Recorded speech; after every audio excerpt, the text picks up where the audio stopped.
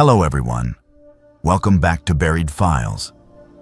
Tonight we bring you 7 deeply disturbing true cruise ship horror stories that will shatter any illusions of safety on the open ocean. These are not works of fiction, but genuine experiences shared by crew members and passengers who witnessed events that defy logical explanation while trapped miles from shore. Each account comes directly from individuals who lived through encounters with the unexplained, the dangerous, and the impossible aboard vessels where escape is not an option. The ocean holds mysteries that humanity has barely begun to comprehend. And cruise ships sail through waters where the boundaries between our world and something darker grow thin. If you crave authentic horror content rooted in real testimonies that will haunt your thoughts long after you finish listening, subscribe to Buried Files and activate the notification bell so you never miss our investigations into the terrifying truths that others refuse to acknowledge. After these chilling accounts, we encourage you to share your own experiences or thoughts in the comments section below. Whether you have sailed these waters yourself or simply want to discuss what we have uncovered, now prepare yourself as we journey into the darkness that lurks beneath the waves and within the steel corridors of ships where help is hours or days away.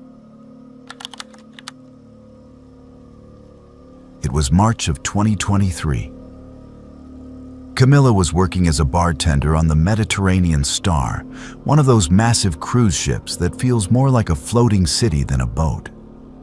The kind of place where you could walk for 20 minutes and still not see the same corridor twice. Where thousands of passengers move through the decks like schools of fish, anonymous and temporary.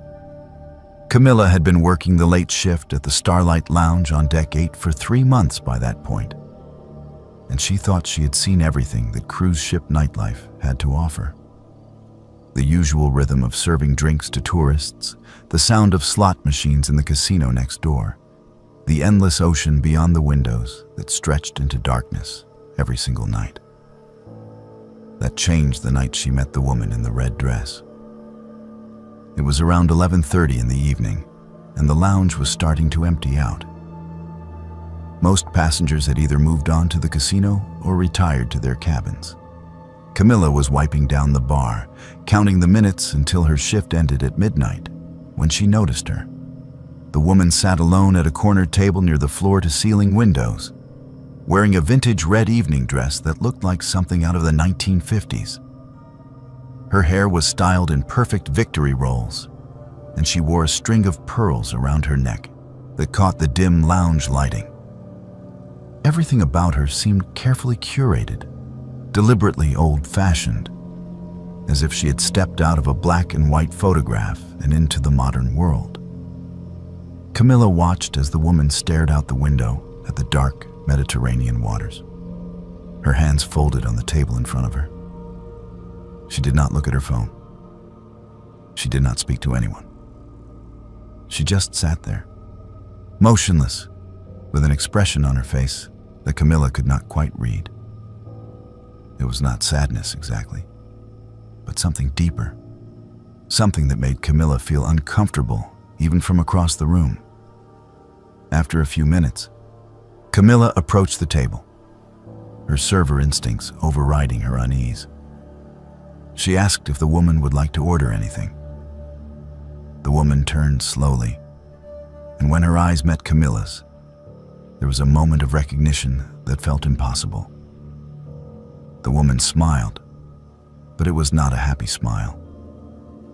It was the kind of smile someone gives when they recognize something they have lost. She ordered a martini, very specific, with 3 olives and a twist of lemon. Camilla prepared the drink and brought it back to the table, setting it down carefully on the polished wood surface.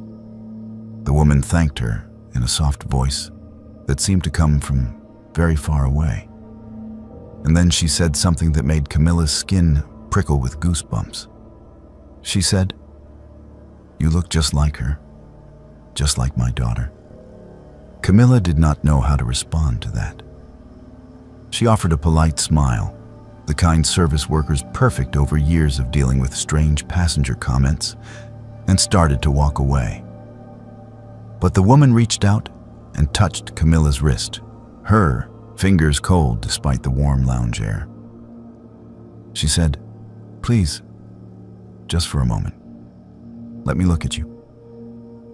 Camilla stood there, frozen, while the woman studied her face with an intensity that felt invasive, as if she were trying to memorize every detail. After what felt like an eternity but was probably only 30 seconds, the woman released her grip and sat back in her chair. She picked up the martini glass, but did not drink from it, just held it between her hands, like she was trying to absorb its coldness. Camilla excused herself and returned to the bar, her heart beating faster than it should have been. She told herself it was just a lonely passenger, maybe someone who had lost a child and was seeing resemblances that were not really there. Cruise ships attracted all kinds of people, including those running from grief. But when Camilla glanced back at the corner table a few minutes later, the woman was still staring at her, the untouched martini still cradled in her hands. The next night, the woman appeared again. Same corner table, same red dress, same pearls, same untouched martini that Camilla brought her without being asked. This time, the woman did not just stare. She spoke more, her voice gaining strength as the minutes passed. She told Camilla about her daughter, a young woman named Sarah who had been 23 years old when she disappeared. She described Sarah in vivid detail. Her long, dark hair that she wore in a braid down her back, her habit of biting her lower lip when she was concentrating, the small scar above her left eyebrow from a childhood accident. And as the woman spoke, Camilla felt a creeping sense of recognition, because she had long, dark hair that she wore in a braid. She did bite her lower lip when she was thinking, and she did have a small scar above her left eyebrow from falling off a bicycle when she was 7 years old. The woman reached into a small beaded purse that hung from her chair and pulled out a photograph. It was old, the colors faded and the edges worn from being handled too many times.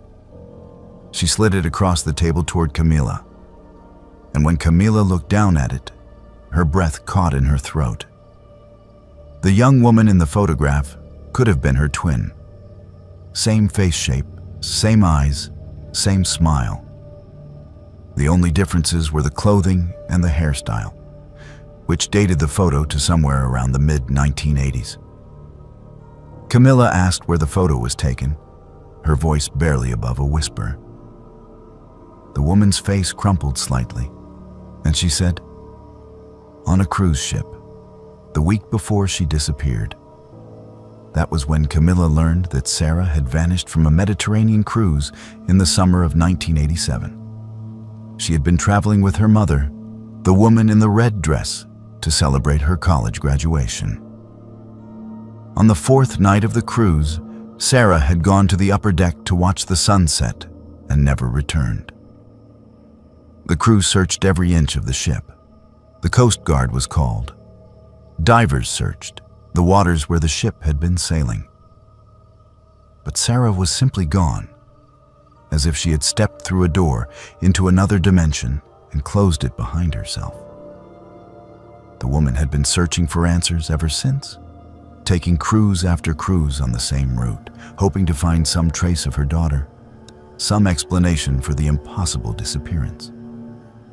Camilla did not know what to say. She mumbled some inadequate words of sympathy and returned to her duties behind the bar, but her hands were shaking as she poured drinks for the other passengers. The woman stayed until the lounge closed at 2 a.m, sitting in her corner with the untouched martini, staring out at the dark water. When Camilla left for the night, the woman was still there, and a security guard had to gently escort her back to her cabin. The third night, the woman appeared again. By this point, Camilla had started to dread her shifts, checking the corner table every few minutes with a mixture of fear and fascination. The woman seemed to have more energy this time, more urgency. She told Camilla about the investigation into Sarah's disappearance, about the theories that ranged from suicide to murder to human trafficking. She spoke about the other families she had met over the years, people whose loved ones had also vanished from cruise ships under mysterious circumstances. Cases that barely made the news and were quickly forgotten by everyone except those left behind. And then, as the night wore on and the lounge emptied out, the woman leaned forward and said something that Camilla would never forget. She said, "She never made it home.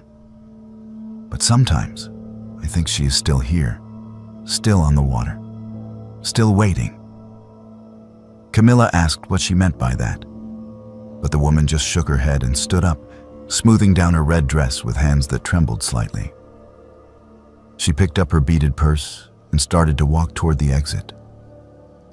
Camilla called after her, wanting to ask more questions, wanting to understand what was happening. The woman paused in the doorway and turned back, and in the dim lighting of the lounge, her face seemed to flicker, like an old film projector skipping frames. She smiled that same sad, knowing smile, and said, "Take care of yourself, Camilla. The ocean does not give back what it takes." And then she was gone. Camilla stood there for a moment, her heart pounding, and then she made a decision. She needed to know more. She needed to understand who this woman was and whether her story was real.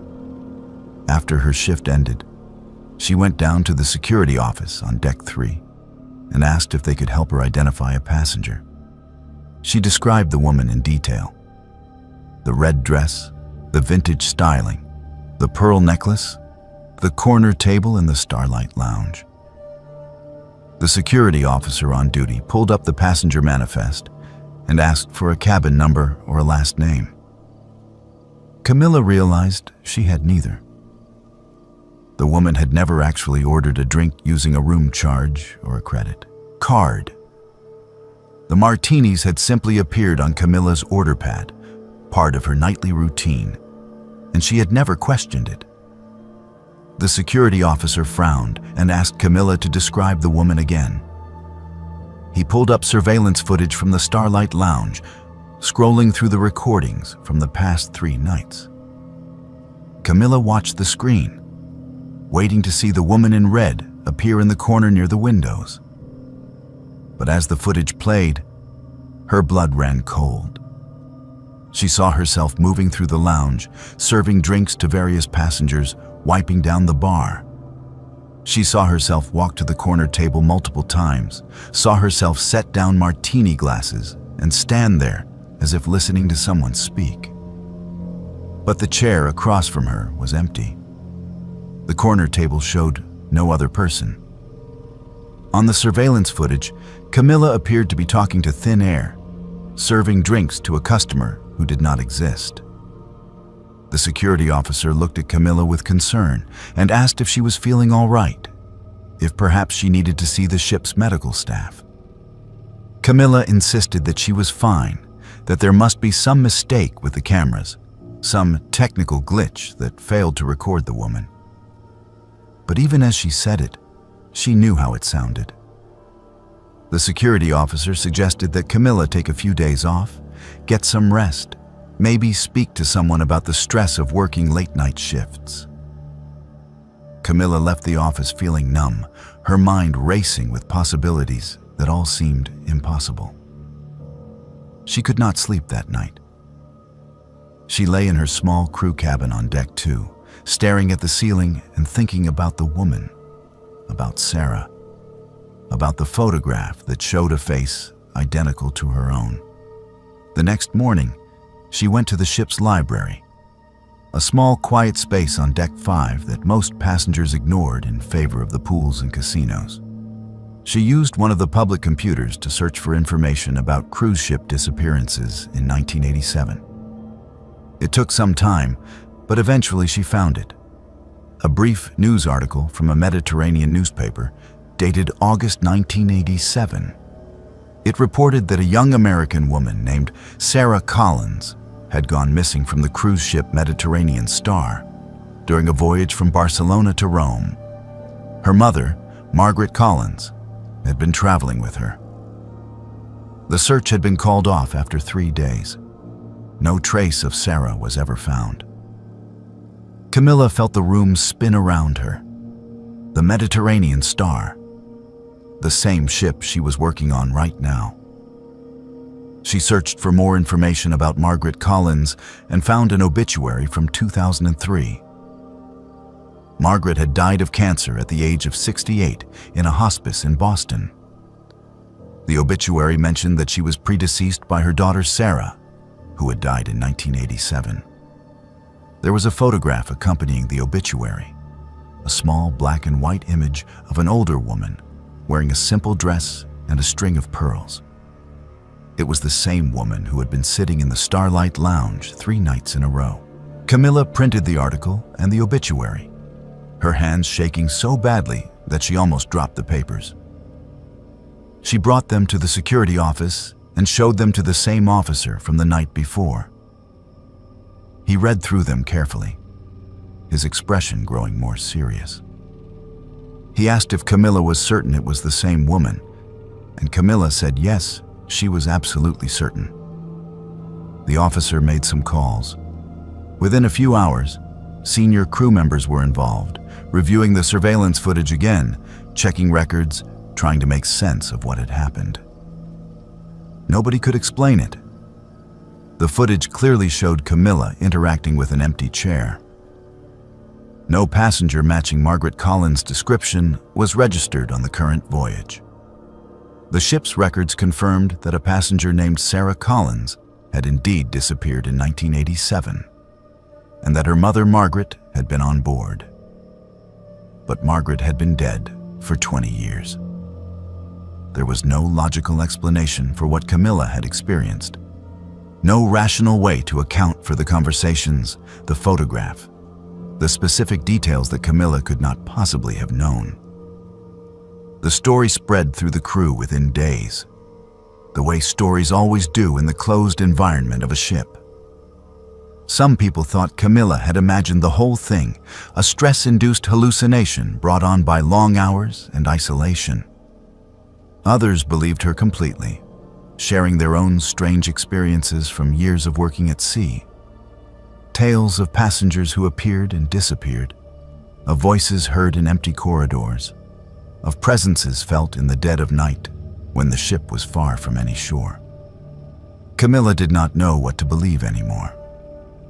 All she knew was that she had spoken to Margaret Collins, had seen the photograph of Sarah, had felt the cold touch of fingers on her wrist.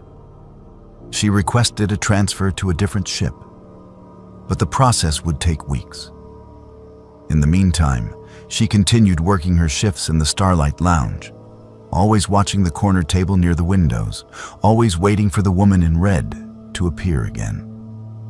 But Margaret never returned. The corner table remained empty, occupied occasionally by other passengers who had no idea of its history, who sat there laughing and drinking and looking out at the dark Mediterranean waters without a second thought. Camilla still works on cruise ships, though she eventually did transfer to a different vessel. She is 26 years old now, and she has not seen Margaret Collins since those 3 nights in March of 2023. But sometimes, when she is closing down the bar late at night and the lounge is empty except for the sound of the ocean beyond the windows, she catches a glimpse of red fabric in her peripheral vision. Sometimes she sees the reflection in the mirror behind the bottles, a woman in vintage clothing sitting alone at a table that should be empty. And sometimes, in the moments before she turns around, she hears a voice that seems to come from very far away, saying the same words over and over. Take care of yourself. The ocean does not give back what it takes.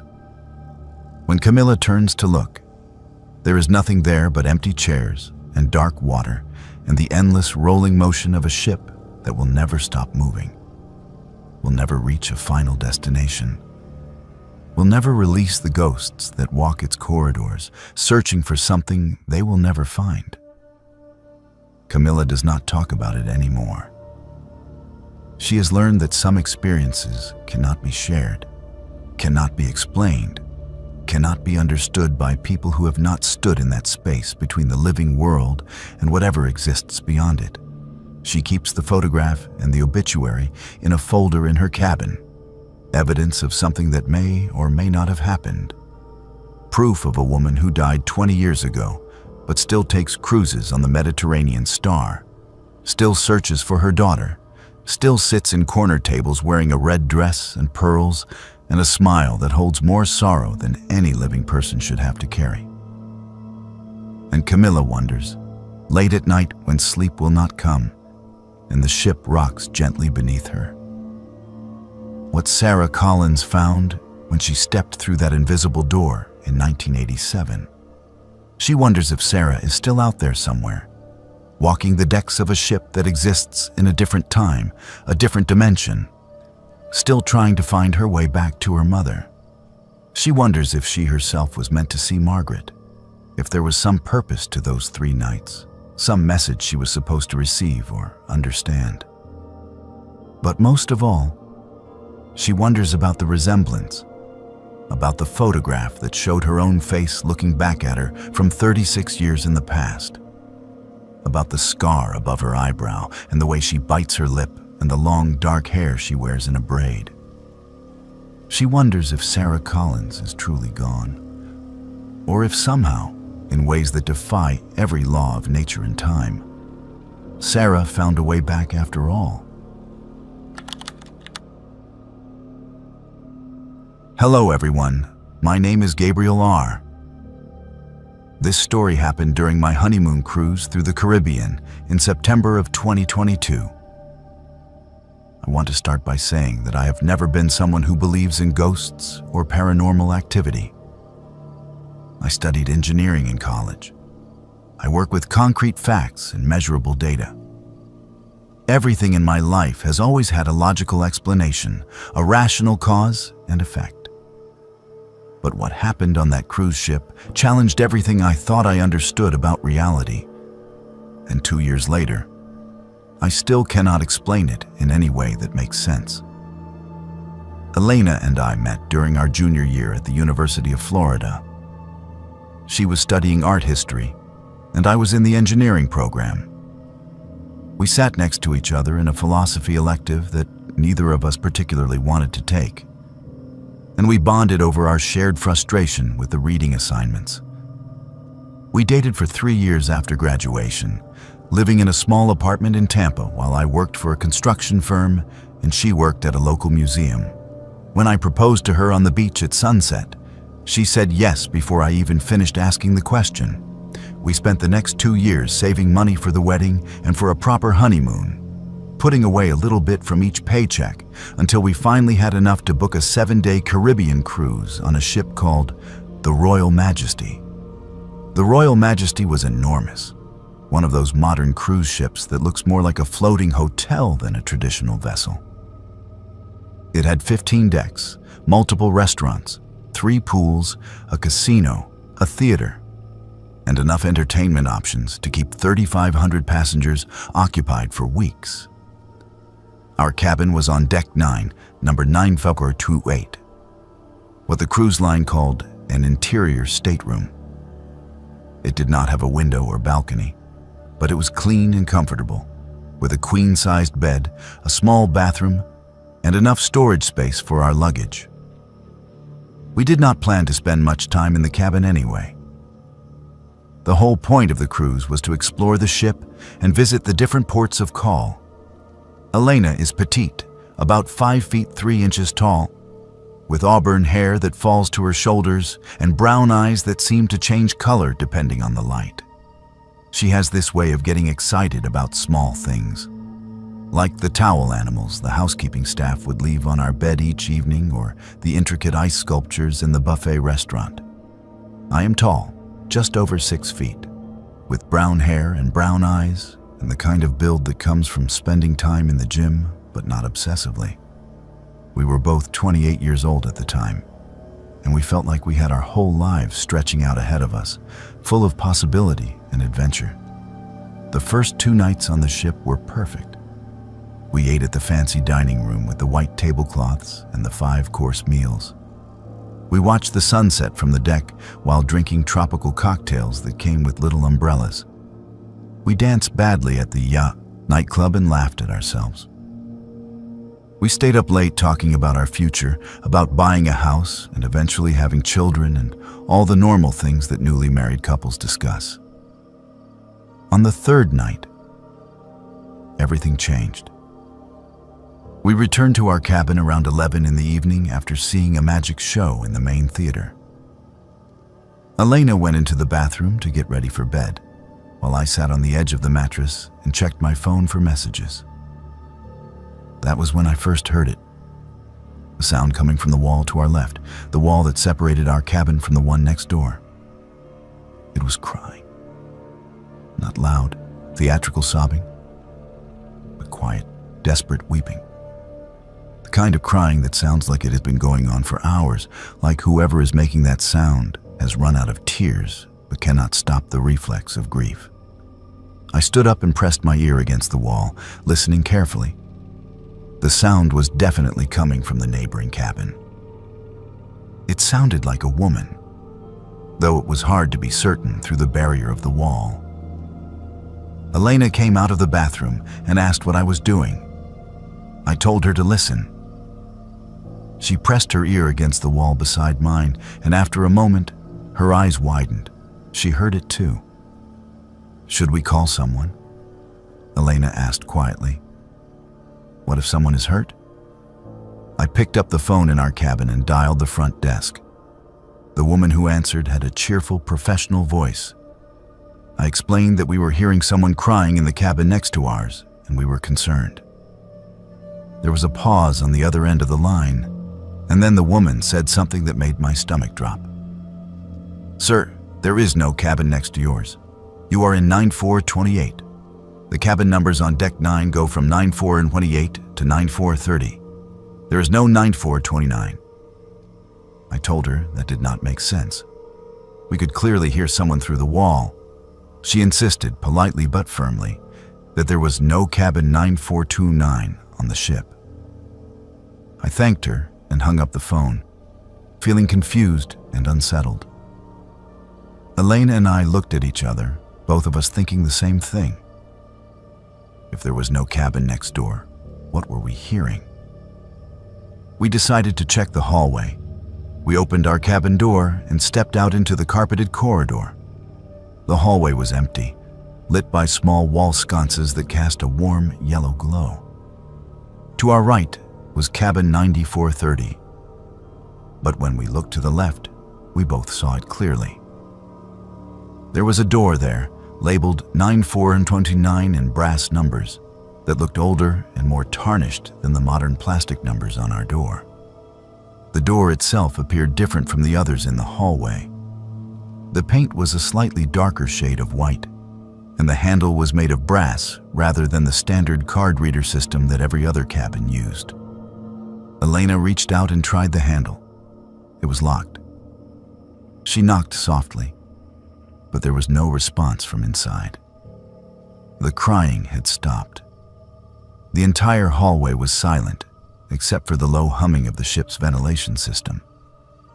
We stood there for a long moment, staring at that impossible door, before finally retreating back into our cabin and locking the door behind us. Neither of us slept well that night.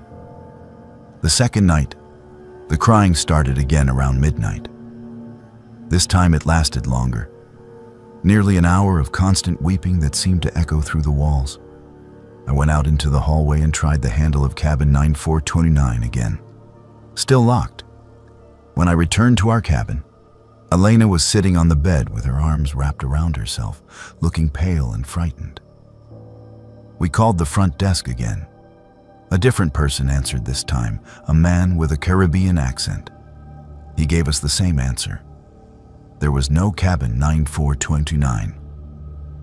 When I insisted that I was standing in the hallway looking directly at the door, he became quiet for a moment and then suggested that perhaps we had been drinking and were confused about the cabin numbers. I hung up on him. On the third night, Elena woke me up at 2 a.m. by shaking my shoulder frantically. When I opened my eyes, she was pointing at the wall opposite our bed. "Gabriel," she whispered, her voice shaking. "There is someone at the window." I sat up quickly, my heart pounding. We had an interior cabin. There was no window. The wall opposite the bed was solid, covered in a decorative wallpaper with a geometric pattern. But as I stared at it in the darkness, I saw what Elena was seeing. There was a face pressed against the wall, as if the wall were glass and someone was looking in at us from the other side. The features were indistinct, blurred and pale, but I could make out a woman's face with dark hair and wide, desperate eyes. She seemed to be mouthing words, though no sound came through. Then, as quickly as she had appeared, she was gone. Elena started crying. I turned on all the lights in the cabin and checked every corner, every closet, the bathroom, everywhere. There was nothing and no one. The wall was solid and normal. But when I placed my hand against it, the surface was ice cold, far colder than the air-conditioned temperature of the room should have made it. On the fourth night, we discovered the water. We had been out late trying to stay away from the cabin as long as possible, dancing at the nightclub until nearly 3 a.m. When we returned and opened the cabin door, we both stopped in the doorway, staring. There were wet footprints on the carpet, leading from our bathroom door across the floor to the wall that separated us from cabin 9429. The footprints were small, like they had been made by bare feet, and they gleamed in the overhead light, still wet and fresh. The entire cabin smelled like seawater, that distinctive salt and decay odor of the ocean. I checked the bathroom. The floor was completely dry. The shower had not been used. There was no logical source for the water. Elena refused to enter the cabin. She stood in the hallway while I examined everything, trying to find a rational explanation. There was none. Eventually, we went to the guest services desk in person at 3 a.m. and demanded to speak to a manager. The woman at the desk was sympathetic but unhelpful. She pulled up our cabin information on her computer and, once again, insisted that there was no cabin 9429 anywhere on the ship. When I raised my voice and insisted that we had seen the door, had touched it, she offered to have security escort us back to our cabin to prove it. 2 security officers accompanied us back to Deck 9. We walked to our cabin door, and I pointed to the left, ready to show them the brass numbers and the old-fashioned handle. But the wall was blank. Smooth white paint stretched from our door to the next cabin, 9430, with no door in between. I stood there speechless while the security officers exchanged glances that clearly indicated they thought we were either drunk or crazy. They suggested we get some rest and left us standing in the empty hallway. Back inside our cabin, Elena and I sat on the bed in silence. I knew what I had seen. I knew that door had been there. But I also knew that it was gone now, and I had no way to prove that it had ever existed. We considered leaving the ship at the next port, cutting our honeymoon short and flying home. But something stubborn in me refused to be driven away by something I did not understand. The next morning, I went looking for answers. I spent hours wandering the crew areas of the ship, trying to find someone who had worked on the Royal Majesty for a long time. Eventually, I met a man named Luis, a maintenance worker who had been with the ship for nearly 20 years. He was in his late 50s, with gray hair and tired eyes. And when I asked him about cabin 9429, his expression changed completely. He looked around to make sure no one was listening, and then he told me to follow him to a quiet corner of the crew mess hall. Luis spoke in a low voice, his English accented but clear. He told me that cabin 9429 had been sealed in 1998 after a passenger murder-suicide. A couple on their honeymoon, he said. The husband had killed his wife and then killed himself. Their bodies were not discovered for 3 days, not until the housekeeping staff noticed that the "Do Not Disturb" sign had been on the door for too long.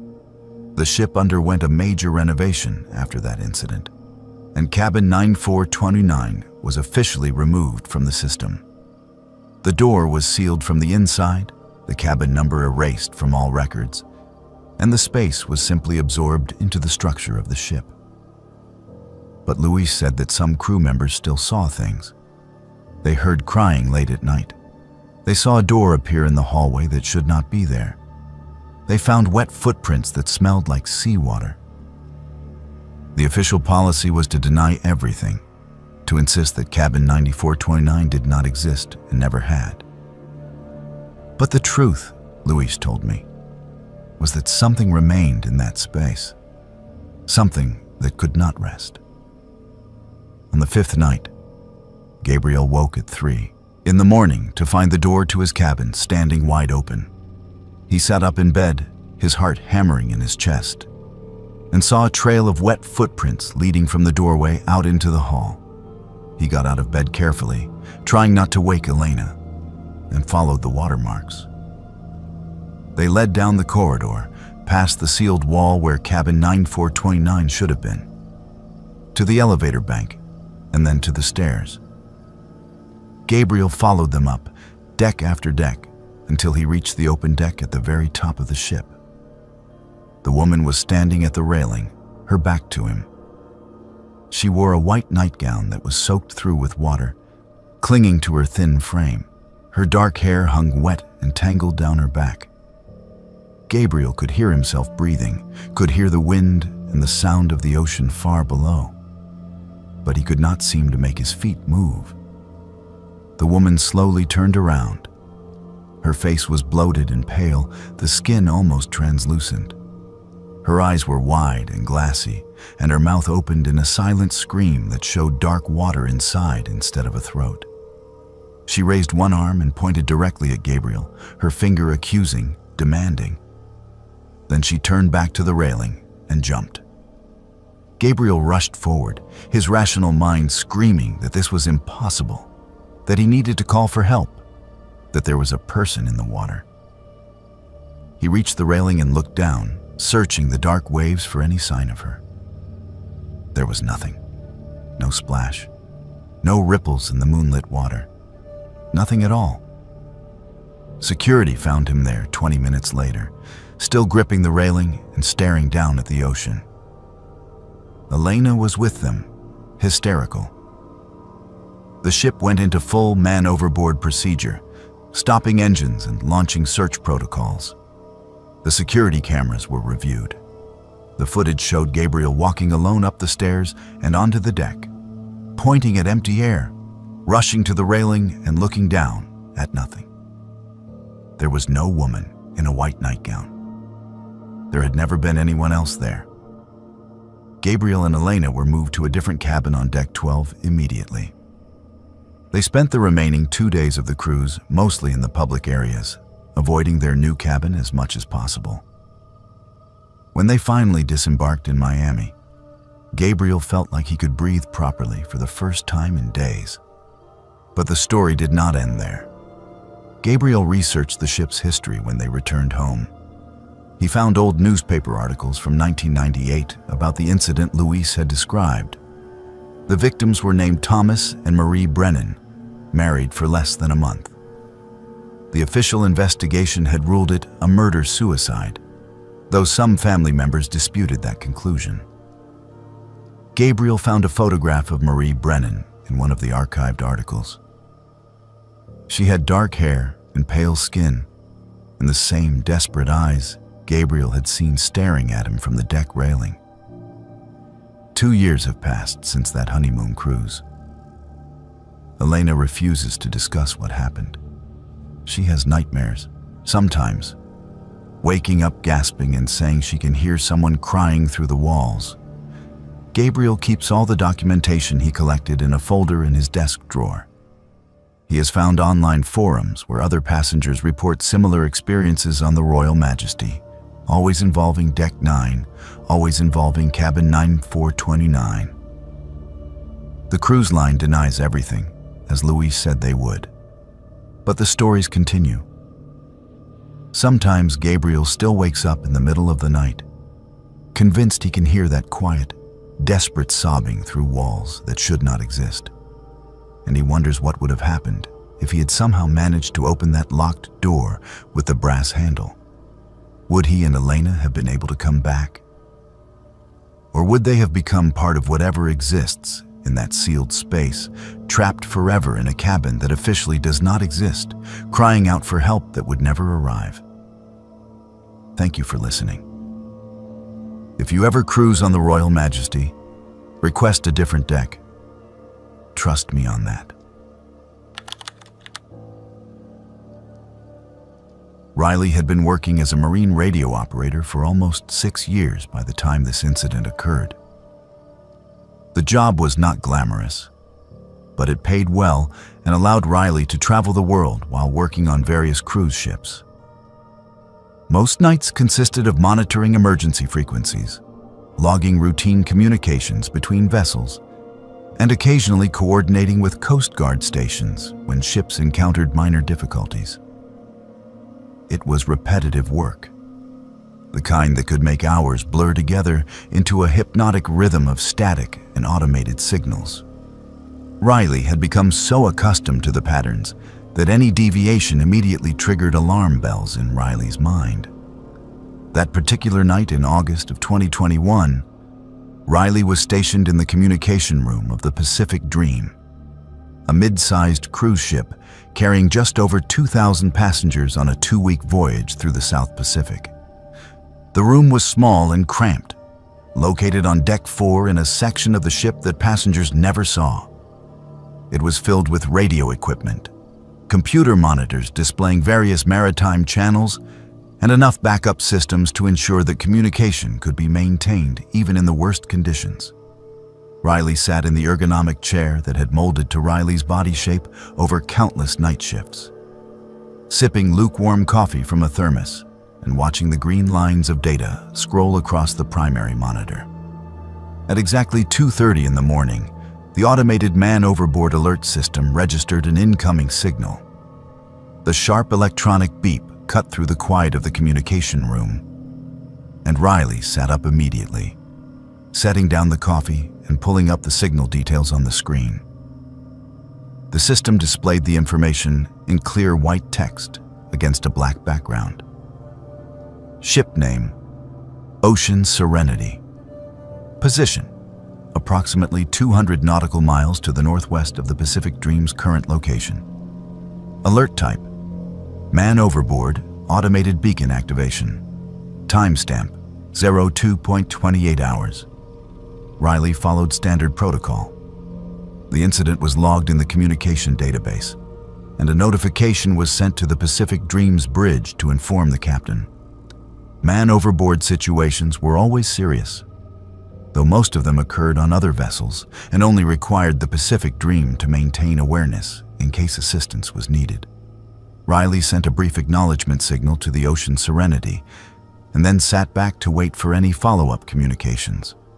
45 minutes later, at 3:15 in the morning, another alert came through. Same ship, Ocean Serenity. Another man overboard signal, different beacon identification number, indicating a separate incident. Riley frowned at the screen, feeling the first stirrings of concern. 2 man overboard events from the same ship in less than an hour was highly unusual. It suggested either a serious safety problem or, more ominously, something deliberate happening aboard that vessel. Riley immediately attempted to establish direct radio contact with the Ocean Serenity. The standard hailing frequencies produced nothing but static. Riley tried the emergency channel, then the backup frequencies, then every possible channel that a cruise ship should monitor. There was no response. Just the empty hiss of radio waves traveling across the dark ocean with no one on the other end to receive them. At 3:45 in the morning, a third signal arrived. Ocean Serenity. Man overboard. Different beacon. Riley stood up from the chair, pacing the small communication room and feeling genuine alarm now. Something was terribly wrong. Riley contacted the Pacific Dreams Bridge directly, speaking with the officer on watch and explaining the situation. The officer shared Riley's concern and authorized Riley to contact the regional Coast Guard station to report the incidents.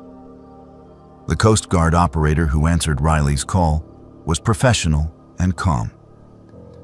Riley provided all the details. 3 separate man overboard signals from the Ocean Serenity over the course of an hour and 15 minutes. No response to radio hailing attempts. Last known position based on the automated beacon coordinates. The Coast Guard operator asked Riley to hold while she verified the information in the maritime database. When she came back on the line, her voice had changed. She sounded confused. She told Riley that according to the International Ship Registry and the current vessel tracking system, the Ocean Serenity was currently docked in San Diego, California, undergoing scheduled repairs. The ship had been non-operational for the past 6 weeks. It was impossible for man overboard signals to be originating from that vessel because the Ocean Serenity was not at sea. Riley pulled up the signal data again, checking and rechecking the information. The authentication codes embedded in the automated beacon signals matched the Ocean Serenity's registered emergency equipment perfectly. The beacon identification numbers corresponded to life jackets assigned to that specific ship. There was no question that the signals were coming from Ocean Serenity equipment. But if the ship was in port in San Diego, how could beacons be activating in the middle of the Pacific Ocean? The Coast Guard operator asked Riley for the exact coordinates where the signals originated. Riley read them off the screen. There was a pause, and then the operator informed Riley that she was showing no vessels of any kind in that area on the radar tracking system. The coordinates pointed to open ocean, deep water, far from any shipping lanes. The operator said she would dispatch a patrol to investigate, but she sounded skeptical. Riley thanked her and ended the call, feeling a cold sensation spreading through Riley's chest. At 4:20 in the morning, the fourth and final signal came through. Ocean Serenity. Man overboard. By this point, Riley had been staring at the monitors for nearly 2 hours, and fatigue was starting to mix with fear in a disorienting combination. Riley logged the signal automatically, noting the time and beacon identification in the database. Then Riley did something that was not strictly part of the job. Riley began searching through the archived communication logs, going back through weeks and months of recorded data, looking for any previous signals from the Ocean Serenity. What Riley found made the cold sensation turn into ice. There were no signals in the current year. But going back exactly 12 months to August of the previous year, there were entries. 4 man overboard signals from the Ocean Serenity, all occurring on the same date, August 15th, at intervals of approximately 45 minutes. The times matched almost exactly with the signals Riley had just received. And going back another 12 months before that, there they were again. 4 signals. Same ship, same date, same intervals. Riley printed out the archived logs and compared them side by side with tonight's data. The pattern was undeniable. Every August 15th for the past 3 years, the same 4 man overboard signals had been registered, supposedly originating from the Ocean Serenity. Despite the fact that the ship had been in port for repairs for the past 6 weeks, and checking further back, had not been anywhere near those coordinates on the previous occurrences. Riley called the Coast Guard station back and spoke to the same operator. Riley explained about the pattern, about the identical signals occurring on the same date each year. The operator's skepticism faded somewhat as she pulled up her own historical records and confirmed what Riley was reporting. She said that a patrol vessel had been dispatched to the coordinates and should arrive within approximately 3 hours. She promised to contact Riley with any findings. Riley spent the rest of the shift trying to find a rational explanation. Equipment malfunction seemed possible, except that the signals had valid authentication codes. Some kind of hoax or prank seemed unlikely given the consistency over multiple years, and the fact that activating emergency beacons fraudulently was a serious federal crime. Natural phenomena interfering with the radio equipment could not account for the specificity of the ship identification and beacon numbers. When Riley's shift ended at 6 in the morning, there had been no word from the Coast Guard. Riley went to Riley's cabin but could not sleep, lying in the narrow bunk and staring at the ceiling while the ship rocked gently on the swells. At noon, Riley returned to the communication room, even though it was Riley's off hours. The day shift operator looked up in surprise when Riley entered. Riley asked if there had been any updates from the Coast Guard about the Ocean Serenity investigation. The day operator pulled up the messages and shook his head. The Coast Guard patrol had reached the coordinates at approximately 7:30 that morning. They had conducted a thorough search of the area using radar, sonar, and visual observation. They had found nothing. No debris, no life jackets, no signs of any vessel having been in the area recently. The water in that location was over 3,000 feet deep, and the ocean floor mapping showed nothing but empty seabed. The Coast Guard had officially closed the incident as a false alarm caused by unknown technical interference. But Riley was not satisfied with that explanation. Over the next several days, Riley became somewhat obsessed with the mystery. During off hours, Riley researched the Ocean Serenity's history, looking for any incidents that might explain the phantom signals. What Riley discovered made everything worse. During a Caribbean cruise in August 2 years prior, 4 passengers had disappeared from the Ocean Serenity under mysterious circumstances. The incidents had occurred over the course of a single night, with passengers vanishing from different areas of the ship without any witnesses or security camera footage showing what happened to them. The official investigation had ruled the cases as probable suicides or accidents, though the bodies had never been recovered. The ship had been taken out of service shortly after for the repairs and safety upgrades it was still undergoing. Riley found the exact dates in archived news articles. The 4 passengers had disappeared on August 15th, at times corresponding almost exactly to the intervals between the Phantom Man overboard signals. Their names were listed in the articles. Riley cross-referenced those names with the beacon identification numbers from the signals and felt the hair on the back of Riley's neck stand up. The life jacket assignment records showed that 3 of the 4 beacon numbers matched life jackets that had been assigned to those missing passengers. Riley tried to report this finding to the Coast Guard, to the cruise line, to anyone who would listen. But without physical evidence, and with the Ocean Serenity safely in port thousands of miles away, there was nothing anyone could do.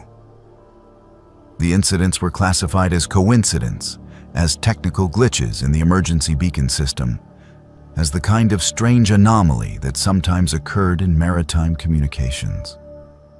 2 weeks later, Riley received a phone call from a woman who identified herself as a former crew member of the Ocean Serenity. She said she had heard through the Maritime Workers Network that Riley had been asking questions about the missing passengers. She asked if Riley would meet her for coffee at the next port of call. Riley agreed. The woman was in her 40s, with tired eyes and hands that shook slightly when she lifted her coffee cup. She told Riley that she had been working in housekeeping on the Ocean Serenity the night the 4 passengers disappeared. She said the official story was incomplete. She said that crew members had heard screaming that night, that they had seen things they could not explain, that the ship's security footage for those hours had been corrupted or deliberately erased. She said that she and several other crew members had quit immediately after the ship docked, refusing to ever work on that vessel again. When Riley asked what she thought had happened to the passengers, the woman looked out the window at the harbor and was quiet for a long time. Finally, she said that the ocean keeps its secrets, but sometimes it sends messages. Sometimes it reminds us that there are forces we do not understand and deaths that demand to be remembered. Riley still works as a marine radio operator, currently stationed on a different ship traveling different routes. But every August 15th, Riley makes sure to be on duty during the early morning hours. And every year, the signals come through like clockwork. 4-man overboard alerts from the Ocean Serenity, a ship that remains in port, sending automated distress calls from life jackets worn by people who disappeared 2 years ago and were never found. Riley logs them every time, documenting the pattern that no one else seems willing to acknowledge. And Riley thinks about those 4 passengers and wonders if the emergency beacon's activated when they hit the water, or if something else is triggering those signals, something that wants the world to know that the ocean never truly lets go of the people it takes. This happened when Caleb was 23 years old, working his first contract as a deckhand on a major cruise ship. He had graduated from college the previous spring with a degree in marine biology, but the research positions he had hoped for were scarce and competitive. Working on a cruise ship seemed like a reasonable compromise, a way to spend time at sea while earning money and figuring out his next move. Looking back now, he realizes he should have paid more attention to the warnings. He should have listened to the other crew members who spoke in hushed voices about the dangers that came not from the ocean itself, but from the people you worked alongside. He is sharing this story because people need to know that not every accident is really an accident. The ship was called the Freedom of the Seas, a massive vessel that carried over 4,000 passengers and employed a crew of nearly 1,500 people from dozens of different countries. Caleb had signed a 6-month contract and reported for duty in Miami in June of 2019. His job as a deckhand involved maintenance work, safety equipment inspections, and assisting with the various procedures that kept a cruise ship running smoothly. It was physically demanding work, often performed in extreme heat or during rough weather. But Caleb enjoyed it. He liked being outside, liked the satisfaction of fixing things with his own hands, liked the camaraderie that developed among the deck crew. Caleb was from a small town in Ohio, landlocked and unremarkable, and the ocean had always fascinated him. He was tall and lean, with sun-bleached brown hair and the kind of permanent tan that comes from working outdoors in tropical climates. Within his first week aboard, he had befriended 2 other deckhands who became his closest companions. Marcus was from Jamaica, a few years older than Caleb, with an infectious laugh and an encyclopedic knowledge of reggae music. Sophia was from the Philippines, quiet and serious, studying engineering through online courses during her off hours. The 3 of them worked together, ate together, and spent their limited free time exploring whatever port the ship happened to be docked at. Their supervisor was a man named Henrik, a Danish crew member in his mid-40s who had been working on ships for over 20 years. Henrik was strict but fair, the kind of manager who demanded excellence but also respected the people under his command. He made sure his crew took proper breaks, checked in on them when they seemed stressed or homesick, and advocated for them when dealing with the ship's administration. Caleb respected Henrik and tried to learn everything he could from him, but there was tension on the deck crew, centered around another crew member named Ivan. Ivan was Russian, somewhere in his 30s, with a stocky build and a perpetually angry expression. He had been written up multiple times for showing up late to shifts, for arguing with passengers, for failing to complete assigned tasks. 2 months before Caleb joined the crew, Henrik had filed an official complaint about Ivan's behavior, recommending that his contract not be renewed. Ivan knew about the complaint, and his resentment toward Henrik was obvious to everyone who worked with them. In early August, 3 months into Caleb's contract, the monthly lifeboat drill was scheduled. These drills were mandatory safety procedures required by maritime law to ensure that all crew members knew how to properly deploy and operate the lifeboats in case of a genuine emergency. The drill involved teams of crew members entering the lifeboats while they were still secured to the side of the ship, then being lowered partway down toward the water to test the davit system, the crane-like mechanism that held and controlled the boats. It was routine, something Caleb had participated in twice before without incident. Henrik posted the team assignments the night before the drill. Caleb, Marcus, Sophia, and Ivan were assigned to Lifeboat 7 on the starboard side of Deck 5. When Caleb saw Ivan's name on the list with theirs, he felt a flicker of unease, but he pushed it aside. Professional crew members put aside personal conflicts during safety procedures. That was basic maritime protocol. The drill was scheduled for 9 in the morning on a Tuesday. The ship was at sea, between ports, sailing through calm Caribbean waters under a cloudless sky. Caleb, Marcus, and Sophia arrived at the muster station a few minutes early, as they always did. Ivan showed up exactly on time, already looking irritated about something. He did not make eye contact with any of them, just muttered something in Russian under his breath and stood apart from the group. Henrik arrived with his clipboard and safety equipment, conducted the briefing, and then directed the 4 of them to board Lifeboat 7. The lifeboat was an enclosed capsule designed to protect passengers from the elements during an emergency evacuation. It had small round windows, bench seating along both sides, and enough capacity for approximately 60 people. Caleb climbed in first, taking a seat near the front. Marcus and Sophia followed, sitting across from each other in the middle section. Ivan entered last and sat near the back, still wearing that strange, angry expression. Henrik secured the hatch from the outside and moved to the control panel mounted on the deck. Through the small window, Caleb could see him checking gauges and switches, following the standard procedure.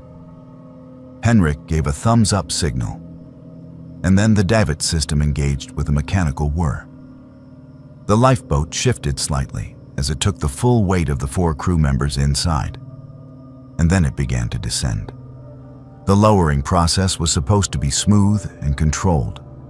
A steady descent of about 20 feet until the boat was hovering just above the water's surface, at which point it would be raised back up and the drill would be complete. That is not what happened. They had descended perhaps 10 feet when the lifeboat suddenly jerked violently to one side. Caleb grabbed the edge of his seat to keep from being thrown across the interior. Sophia let out a sharp cry of alarm.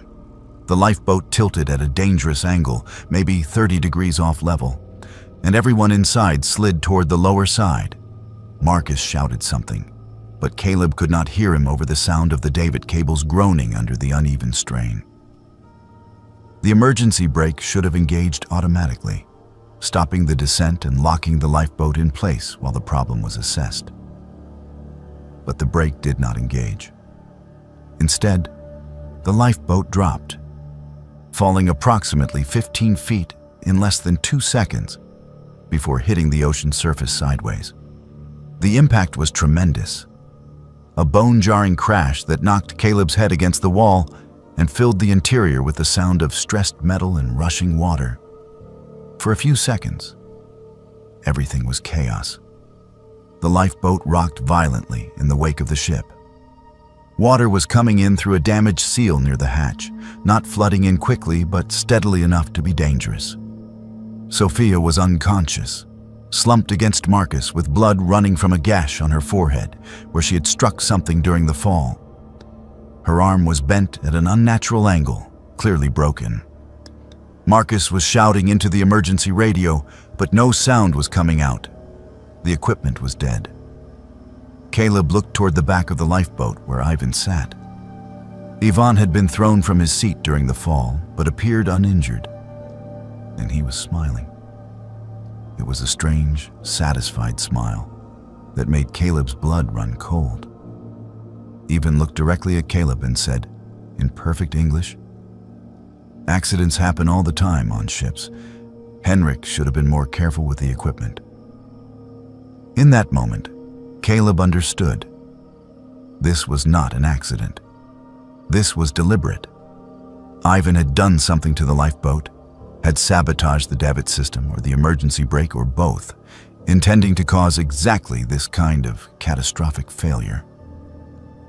And he had done it because of his grudge against Henrik, not caring that he might kill or injure the other crew members who were trapped in the boat with him. Caleb did not have time to process the rage he felt. Sophia was injured and possibly dying. They were taking on water. The radio was not working.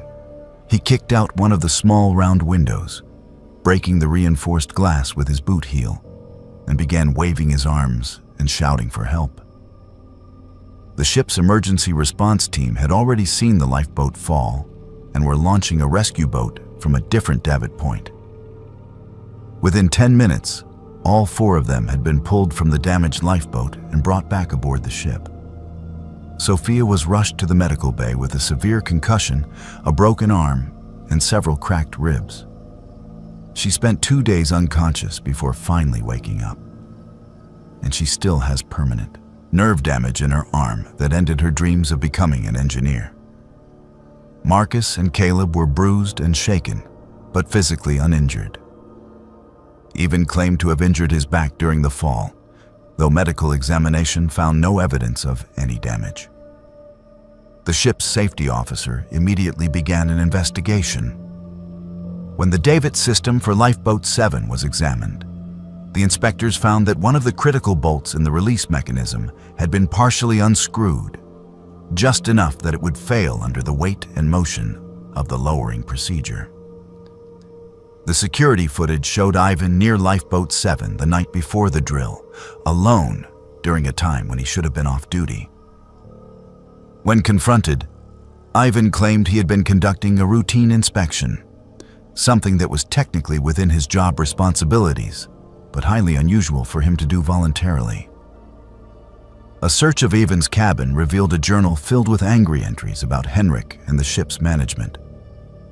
Multiple pages described his desire to teach them a lesson about safety and to show them what happens when they try to get rid of good workers. The entries made it clear that Ivan had planned some kind of retaliation, though they did not explicitly admit to sabotaging the lifeboat.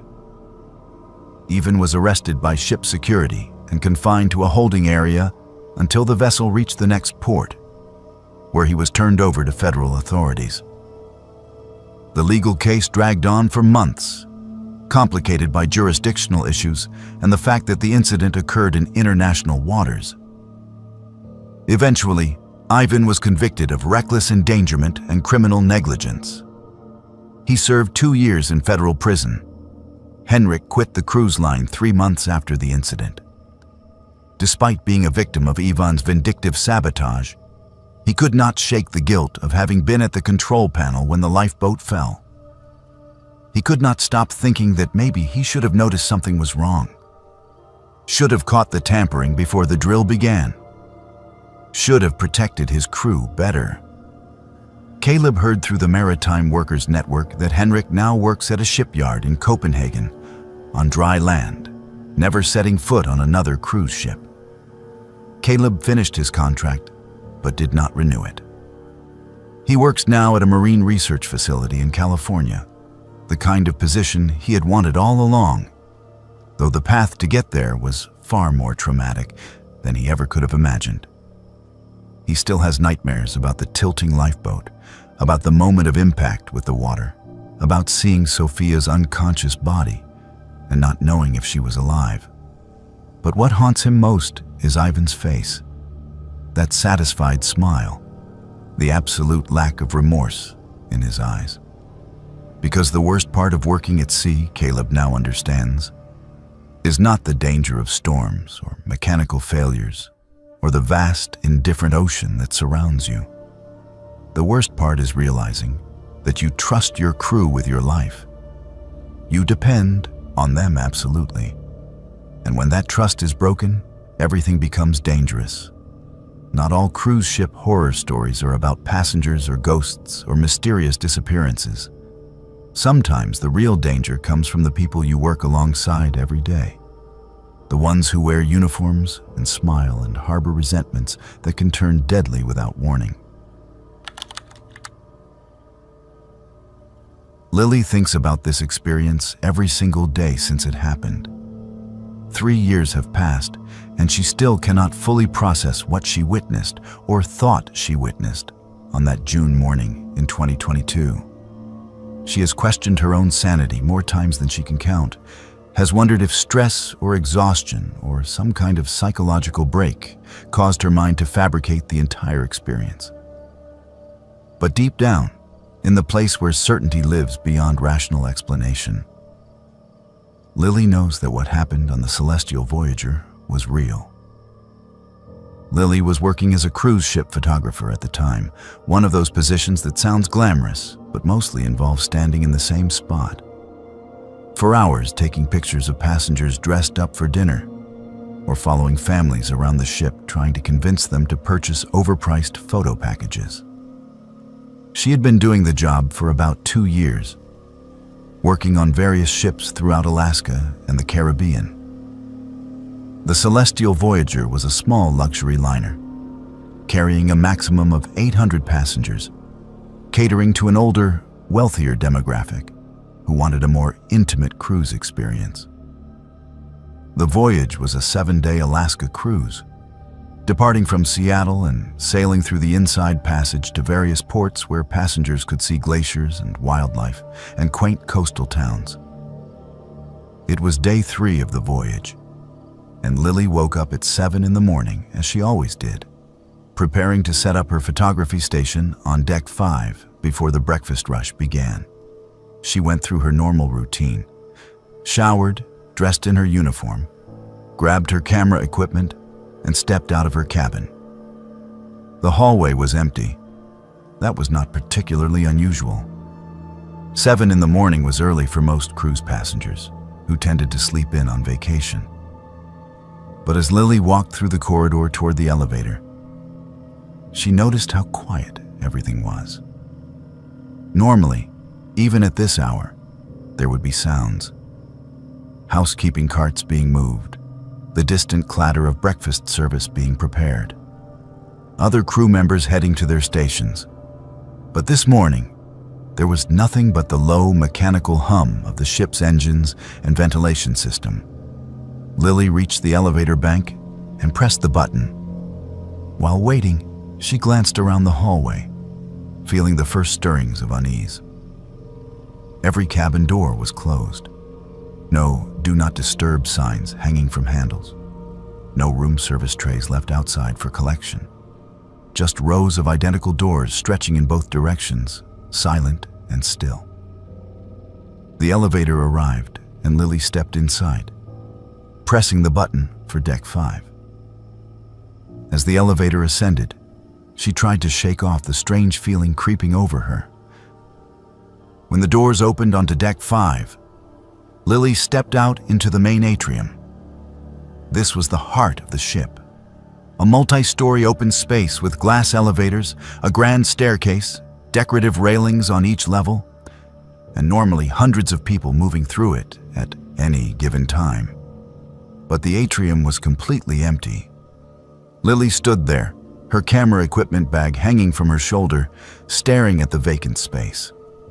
The lights were on. The decorative fountains were running. But there was not a single person anywhere in sight. Lily walked quickly to the main restaurant on deck 6. The doors were propped open, and inside she could see tables set for breakfast. The buffet stations were filled with food in warming trays. Steam rose from coffee urns. Fresh fruit was arranged in artistic displays. Everything looked ready for service, but there were no passengers eating and no crew members working. Just empty tables and the smell of eggs and bacon and the eerie silence of a space designed for crowds that contained no one at all. Panic started to build in Lily's chest. She pulled out her phone and tried calling her supervisor. The call went straight to voicemail. She tried texting several coworkers. No responses. She ran to the pool deck on deck 7. The pools were filled with water that reflected the morning sky. Loungers were arranged in neat rows, some with towels already laid out. The bar was set up and ready for business. But there was not a single person anywhere on the entire deck. Lily returned inside and started running through the ship, checking passenger areas frantically. The casino was empty, slot machines standing silent and dark. The theater had its lights on and the stage curtains drawn, but every seat was vacant. The shops were unlocked with merchandise displayed on shelves and registers ready to process transactions, but no shopkeepers and no customers. Lily made her way back to the cabin deck and began pounding on doors, shouting for someone to respond. Her voice echoed off the walls, but nobody answered. She sprinted to the crew areas, thinking maybe there had been some kind of emergency drill that she had somehow missed notification of. But the crew mess hall was empty. The laundry room was running, machines tumbling loads of linens, but no workers were present. The administrative offices were vacant, computers on and screensavers cycling through crew's promotional images. And then Lily went to the bridge. The door to the bridge should have been locked. It was always locked. Access was restricted to senior officers only. But when Lily reached the heavy metal door, it was standing open about 6 inches. She hesitated, her hand shaking as she pushed it wider. The bridge was empty. Control panels glowed with displays showing the ship's course, speed, and position. Coffee cups sat on the console, still warm to the touch when Lily pressed her fingers against them. A half-eaten sandwich rested on the captain's chair. Navigation charts were spread across the table. But there was no captain, no officers, no one at all manning the controls of a ship that was currently sailing through Alaskan waters carrying 800 passengers. The ship was operating on autopilot, Lily realized. The systems were running themselves, maintaining course and speed, but there was nobody actually piloting the vessel. She stood in the empty bridge, her mind struggling to process the impossible situation. Where had everyone gone? All 600 passengers and 200 crew members could not have simply disappeared. There had to be a rational explanation. That was when Lily noticed the piece of paper lying on the navigation table. It was a single sheet, handwritten in neat block letters. The message was simple and terrifying. Deck 2, Cargo Hold 3. Lily held the paper with trembling fingers. Every instinct screamed at her to not go down to Deck 2, to not investigate cargo holds, to stay in the relative safety of the passenger areas. But she needed answers. She needed to know what had happened to everyone. She folded the paper and put it in her pocket, left the bridge, and took the stairs down to Deck 2. The cargo deck was restricted area, industrial and cold, lit by harsh fluorescent lights and lined with metal doors that required security clearance to access. But when Lily reached Cargo Hold 3, the door was propped open with a rubber wedge. She could hear something from inside. A low humming sound, electrical or mechanical, she could not tell which. She stepped through the doorway into the dimly lit hold. The cargo hold was cavernous, filled with shipping containers stacked in organized rows. Emergency lighting cast everything in a pale green glow. Lily followed the humming sound deeper into the hold, navigating around containers and equipment. And then she rounded a corner and stopped dead, her breath catching in her throat. They were all there. Every passenger and every crew member, more than 800 people, standing motionless in the cargo hold. They faced the same direction, toward the far wall, their backs to Lily. Nobody moved. Nobody spoke. They just stood there, perfectly still, eyes open and staring at something Lily could not see from her angle. Lily wanted to scream, but no sound would come out. She approached the nearest person, a woman in a bathrobe who must have come straight from her cabin. Lily touched her shoulder and shook her gently. The woman did not react. Lily moved around to see her face. The woman's eyes were open and unblinking, fixed on the wall ahead. Lily checked her pulse. She was alive, breathing, but completely unresponsive, locked in some kind of trance state. Lily moved through the crowd, checking other people. They were all the same, standing, breathing, alive, but utterly unreachable. And then Lily made her way to the front of the crowd to see what they were all staring at. The far wall of the cargo hold was covered with something, a pattern or design that Lily could not quite focus on. It seemed to move and shift, even though she knew that was impossible. Geometric shapes overlapped with organic curves. Colors that should not exist together somehow did. The longer Lily looked at it, the harder it became to look away. She felt her mind going foggy. Her feet started moving forward of their own accord, drawn toward the pattern. In the last moment of conscious thought, Lily realized she was about to join them, about to become another motionless figure standing in the dark.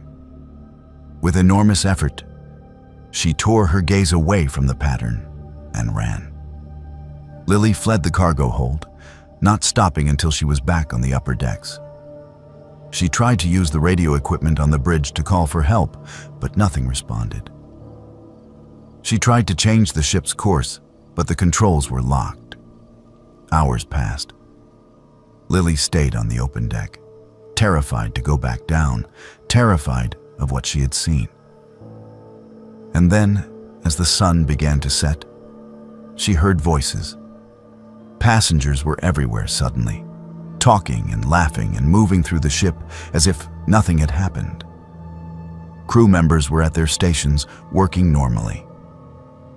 Lily ran down to the atrium and grabbed the first crew member she saw, asking frantically where everyone had been. The crew member looked at her with confusion, said they had been working all day, asked if Lily was feeling all right. Lily checked the time. Her watch showed that only 4 hours had passed, but it had felt like 12. She asked passengers about their day. They described normal activities, shore excursions, meals, entertainment. Nobody had any memory gap. When Lily insisted on checking cargo hold 3 with security, they found it locked and normal. No pattern on the wall, no evidence that 800 people had been standing there in a trance. The security officer said the hold had been sealed all voyage. The ship's doctor examined Lily and suggested stress and exhaustion. Lily completed the rest of the cruise in a state of fear, watching other passengers constantly. She quit her job immediately upon docking and has never worked on a cruise ship since. She researched the Celestial Voyager's history but found no similar incidents. She considered psychiatric help but decided against it, knowing what she saw was real. The worst part is not knowing if it happened, or if everyone is pretending it did not, and wondering if it happens on other ships, if passengers right now are standing motionless in cargo holds while cruise ships sail across empty oceans. This happened to Wyatt and 3 of his friends, so he knows he did not imagine it.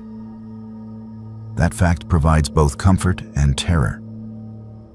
Because if it had been just Wyatt alone, he could have convinced himself it was exhaustion or too much alcohol or some trick of moonlight on water. But all four of them saw it. All four of them watched for over 30 minutes. And none of them have been able to explain it in the 4 years since that October night in 2020. The friend group consisted of Wyatt, Eleanor, Andrew, and Natalie. They had all met during their sophomore year at the University of Georgia and remained close even after graduation. By 2020, they were all in their mid-20s, working various jobs and living in different cities. But they still made time to take trips together. The Caribbean cruise had been Andrew's idea. A week-long voyage through the Western Caribbean on a ship called the Caribbean Empress. It was supposed to be relaxing, a chance to disconnect from work stress and pandemic anxiety, and just enjoy being young and relatively carefree for 7 days. The four friends had fallen into a comfortable routine by the third night of the cruise. They were all night owls, naturally inclined to stay up late, and they had discovered that the aft deck on Deck 7 was usually deserted after midnight. The aft deck was at the very back of the ship, with a wide observation area that overlooked the wake spreading out behind the vessel. They would bring drinks from the bars that stayed open late, claim a cluster of deck chairs, and spend hours talking and watching the ocean pass beneath them. The ship's lights illuminated the water directly behind the vessel, making the white foam of the wake visible for at least 100 yards before it dissolved back into the dark sea. The night it happened was perfect for sitting outside. The sky was clear and filled with stars. A full moon hung low over the horizon, bright enough to cast shadows. The sea was calm, almost glassy, with just enough swell to create the gentle rocking motion that reminded passengers they were on a ship. There was no wind. The air was warm and humid, typical for the Caribbean in October. The Caribbean Empress was traveling at a steady speed, around 20 knots, creating the rhythmic sound of water being pushed aside by thousands of tons of steel. Wyatt, Eleanor, Andrew, and Natalie had been sitting on the aft deck for maybe an hour, talking about nothing in particular, when Eleanor suddenly sat up straight in her deck chair and pointed at the water. "What is that?" she asked, her voice uncertain. The others followed her gaze. At first, Wyatt did not see anything unusual, just the white wake spreading out behind the ship, illuminated by the deck lights and the moonlight. But then, he saw movement. Something was in the water, approximately 30 feet behind the ship, centered perfectly in the wake. It was a human figure. Someone was swimming in the water, keeping exact pace with the vessel. "Is that a person?" Natalie asked, standing up and moving to the railing. "It looks like a person," Andrew said slowly. "But that's impossible. The ship is doing at least 20 knots. No one can swim that fast." They all stood at the railing now, staring down at the figure in the water. It was definitely human-shaped. They could see arms moving in a rhythmic freestyle stroke, legs kicking behind, creating small splashes of white water. The swimming form was perfect, professional, like an Olympic athlete in the middle of a race. But the figure was not struggling. There was no desperation in the movement, no indication that the swimmer was trying to catch up to the ship or signal for help. The person was simply swimming, maintaining a steady position 30 feet behind the vessel, matching the ship's speed exactly. "Should we call someone?" Eleanor asked, her voice shaking slightly. "Call them and say what?" Andrew replied. "That someone is swimming behind the ship? They'll think we're drunk or crazy." "I'll get my binoculars," Wyatt said. He had brought a pair on the trip specifically for whale watching during the day. His cabin was just 2 decks below. He ran down the stairs, grabbed the binoculars from his luggage, and ran back up. The whole trip took maybe 2 minutes. When he returned to the aft deck, the others were still at the railing, still staring at the water. The swimmer was still there. Wyatt raised the binoculars and adjusted the focus. Through the magnified lenses, the details became clearer and more disturbing. The swimmer was male, lean, and muscular, with dark hair slicked back by the water. His swimming technique was flawless. His arms pulled through the water with mechanical precision. His breathing was controlled, turning his head at perfect intervals. There was no visible strain on his face, no exhaustion, nothing to indicate he was performing an impossible physical feat. Most disturbing of all, as Wyatt watched through the binoculars, the swimmer looked up. He turned his face toward the ship, making direct eye contact with Wyatt despite the distance and the darkness. And he smiled. It was not a smile of distress or a plea for rescue. It was a knowing smile, almost playful, as if the swimmer were enjoying some private joke. Wyatt felt his stomach drop. "He's looking at us," Wyatt said quietly. "He knows we're watching." "We need to call security," Natalie insisted. "This is a man overboard situation. They need to stop the ship." They debated for maybe 30 seconds, all while continuing to watch the swimmer. Finally, they agreed that regardless of how impossible it seemed, they needed to alert the crew. Andrew pulled out his cabin key card, which had the emergency number printed on the back, and used his cell phone to call the bridge. The conversation was brief and confusing. Andrew tried to explain that there was someone swimming behind the ship, keeping pace with the vessel. The officer, on the other end of the line, sounded skeptical, but said he would dispatch security to the aft deck immediately. Andrew hung up and they waited, all 4 of them still watching the swimmer in the water below. The security officers arrived within 3 minutes. There were 2 of them, both looking tired and annoyed at being called out for what they probably assumed was a prank. Wyatt, Eleanor, Andrew, and Natalie all started talking at once, pointing at the water, insisting there was someone swimming behind the ship. The security officers approached the railing and looked down at the wake. "Where?" one of them asked. "Right there," Wyatt said, pointing. 30 feet back, right in the center of the wake. The security officer pulled out a high-powered flashlight and swept the beam across the water. The light illuminated the white foam, the dark swells beyond, but nothing else. "I don't see anything," he said.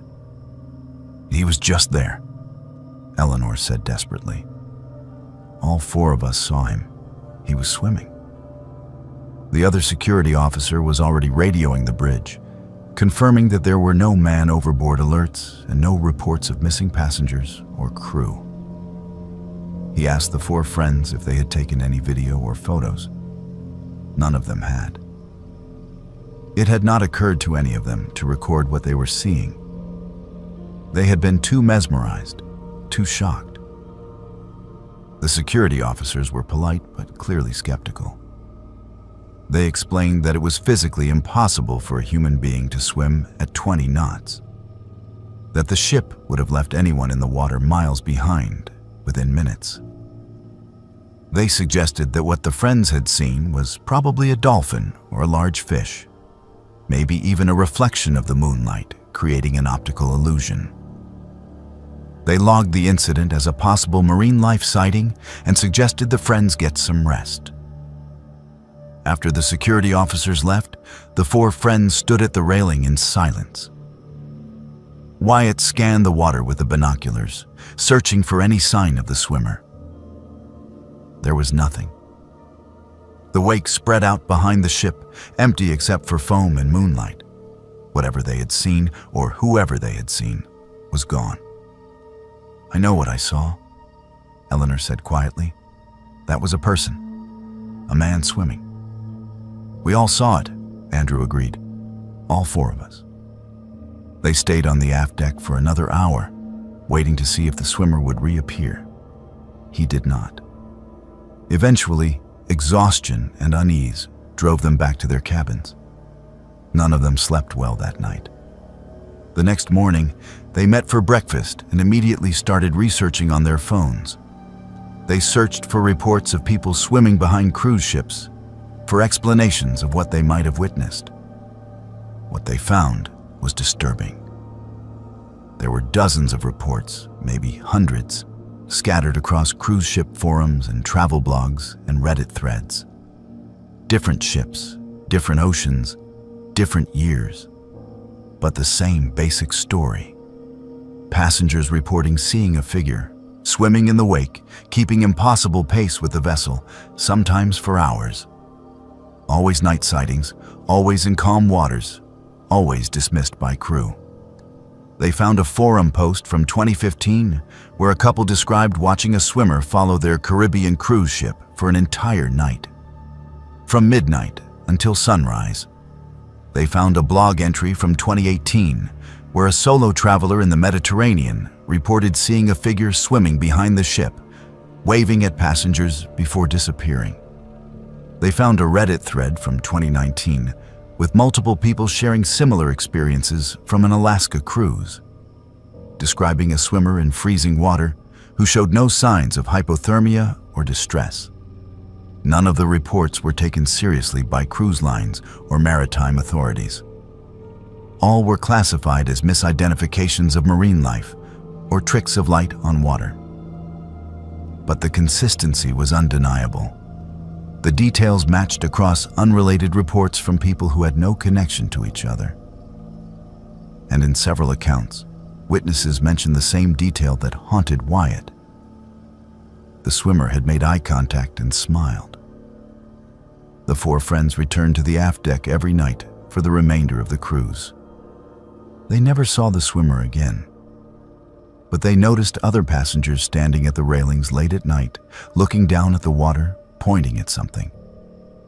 They overheard conversations in elevators and restaurants where people described seeing something in the wake, something they could not quite explain. Nobody wanted to be the first to say they saw a person swimming behind the ship. Nobody wanted to be thought crazy. After the cruise ended, Wyatt became somewhat obsessed with finding an explanation. He contacted maritime researchers and oceanographers, most of whom politely dismissed his inquiry. But one researcher sent a cryptic response that Wyatt has never forgotten.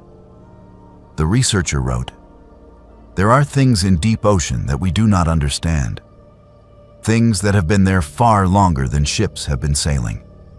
Some of them watch us. Some of them follow us. And some of them want to be seen." The researcher also mentioned that similar sightings appeared in ship logs going back over 100 years, always dismissed, never officially investigated. Wyatt started keeping a spreadsheet, collecting every report he could find online. He has documented over 200 separate sightings now, spanning multiple decades and every major ocean on Earth. 4 years later, the group still discusses what they saw that night.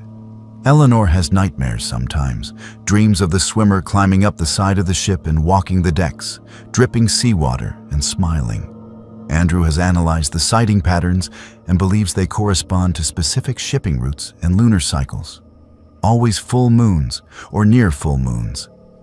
Natalie refuses to talk about it in depth, gets angry when the subject is raised for too long, as if discussing it might somehow make it real again. Wyatt still takes cruises. He still goes to the aft deck late at night. He is still looking for answers. He wants to see the swimmer again, wants to understand what it was, wants proof that will make someone believe him. But he never stands close to the railing anymore. Because the worst question is not what was swimming behind the ship that night, or why it could keep pace for so long, or why it disappeared the moment security arrived. The worst question is, how many are out there? How many figures swim through the dark ocean behind ships every night, matching impossible speeds, smiling at passengers who are brave enough or foolish enough to watch? And what happens if one of them decides to stop swimming and start climbing? This happened to Joshua 2 weeks ago.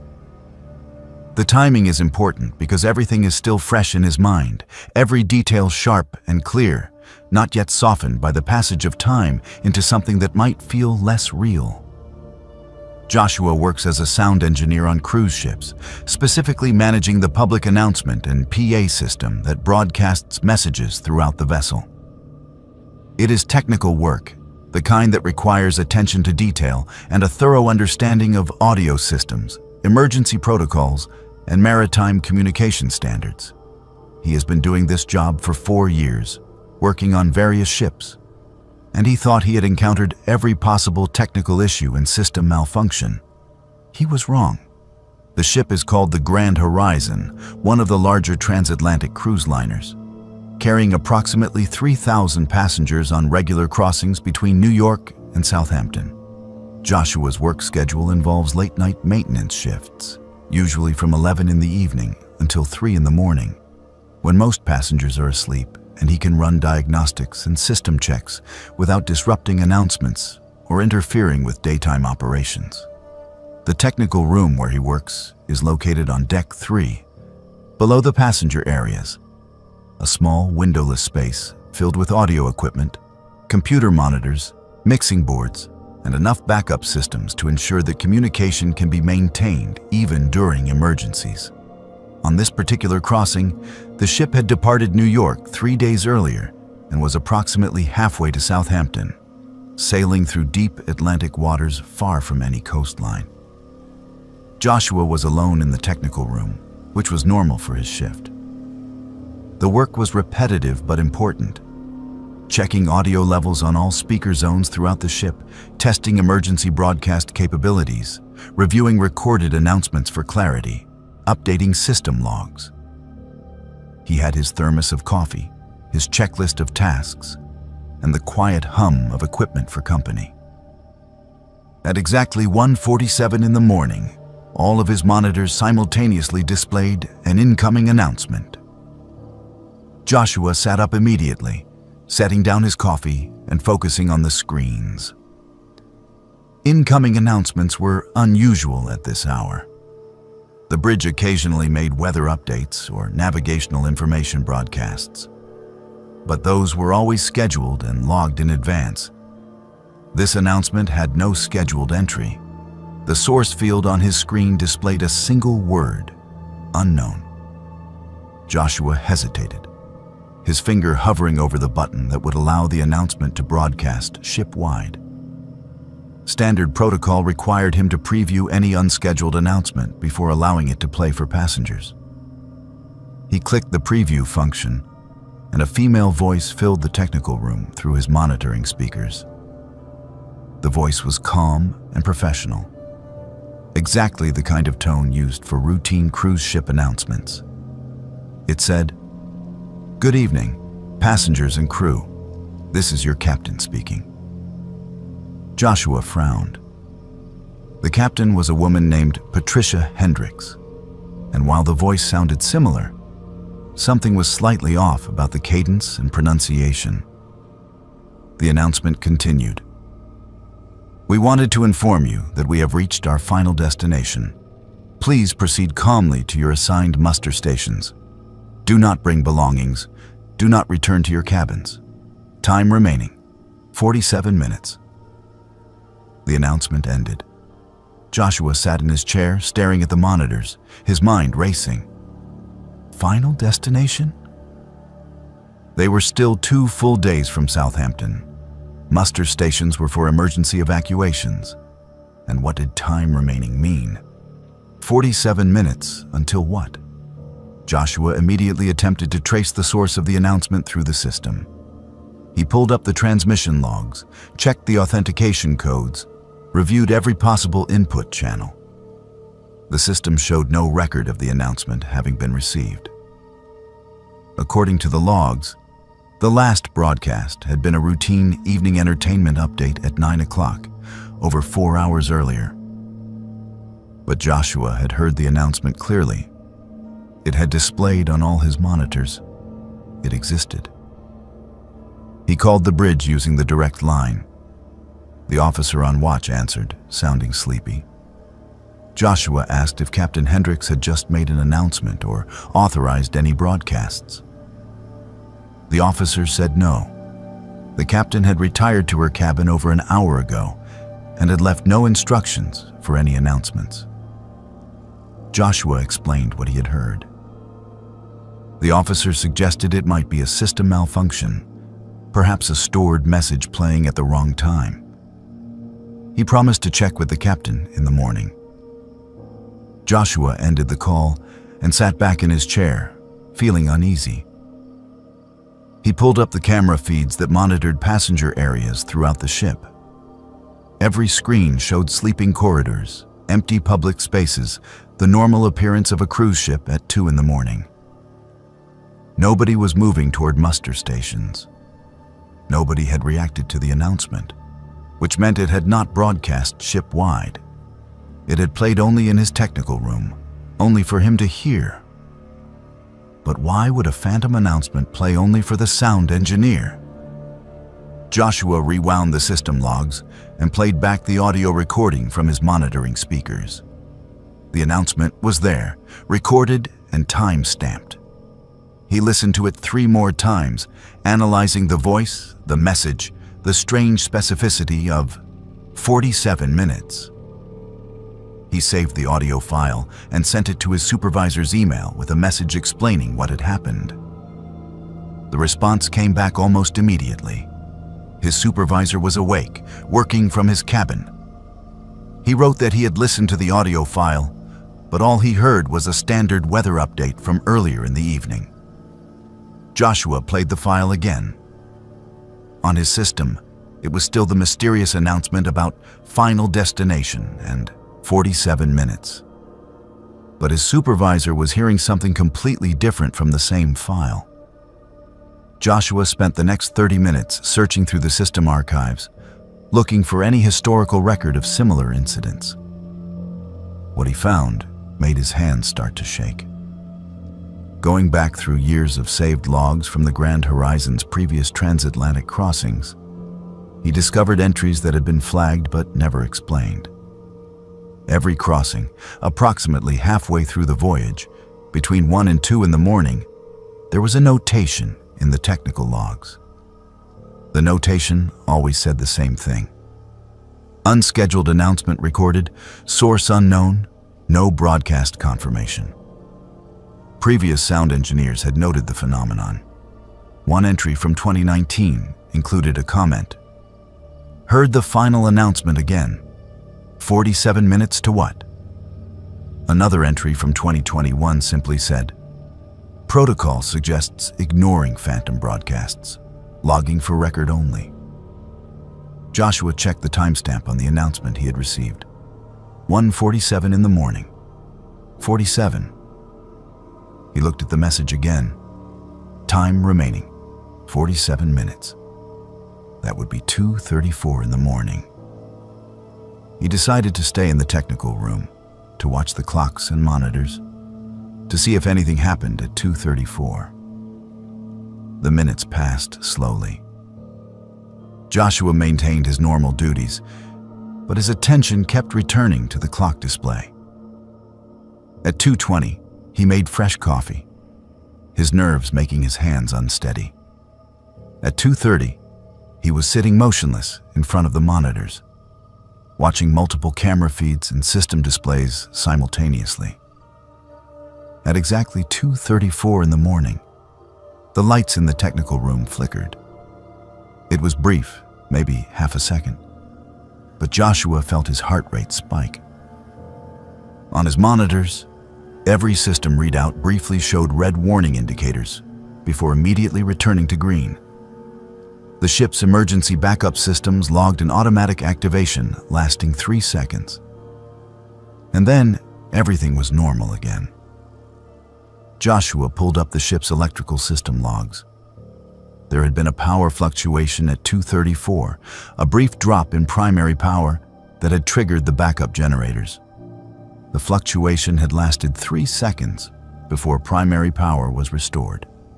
On a ship this size, with redundant systems and multiple power sources, such an event should have been impossible without a significant mechanical failure somewhere in the engine rooms. Joshua reported the power fluctuation to engineering through the ship's internal communication system. The night engineer on duty said he would investigate.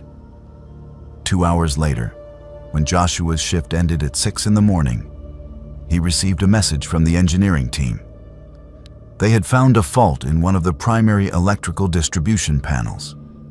It was a minor issue, easily repaired, but if it had not been discovered and fixed, it could have cascaded into a much more serious problem.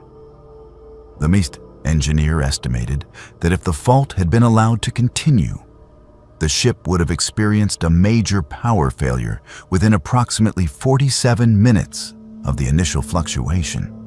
A major power failure on a ship in the middle of the Atlantic Ocean would mean loss of navigation systems, communication systems, propulsion. In emergency scenarios, the time estimate for coordinating rescue operations for a disabled vessel in that location was approximately 47 minutes before the situation would become critical. Joshua did not sleep that day.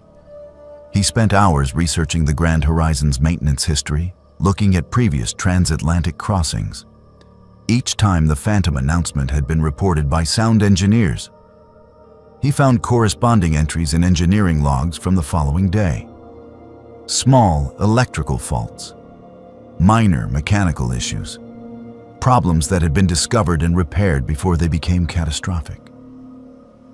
All of them occurring at approximately the same point in the crossing.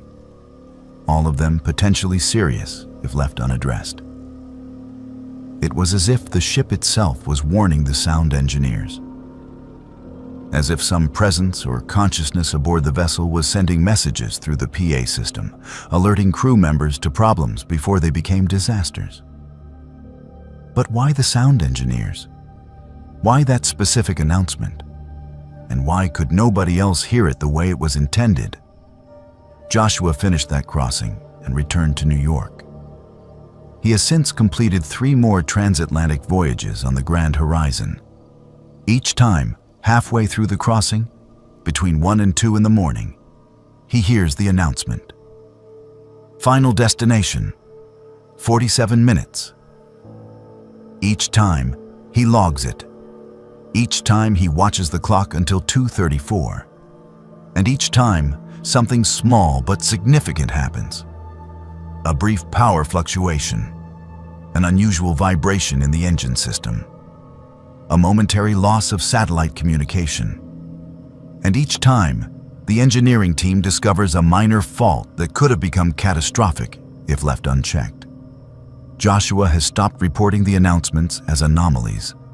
He has stopped trying to explain them to supervisors or colleagues. He simply listens, logs the time, and waits for 2:34 in the morning to see what the ship is trying to tell him. Other sound engineers who work on the Grand Horizon have started comparing notes. They all hear it. They all receive the same message. They have all learned to pay attention to what happens at 2:34, to make sure the engineering team investigates thoroughly, to trust that 47 minutes might be all the warning anyone gets before something goes terribly wrong. Joshua still works on the Grand Horizon. He still does late-night maintenance between 11 and 3. And when the announcement comes, as it always does, he no longer feels afraid, he feels grateful. Because whatever is speaking through the PA system, whatever consciousness or presence has attached itself to this ship, it is not trying to harm anyone. It is trying to save them. And Joshua has learned that sometimes the most important part of his job is not managing the sound system. Sometimes it is simply listening.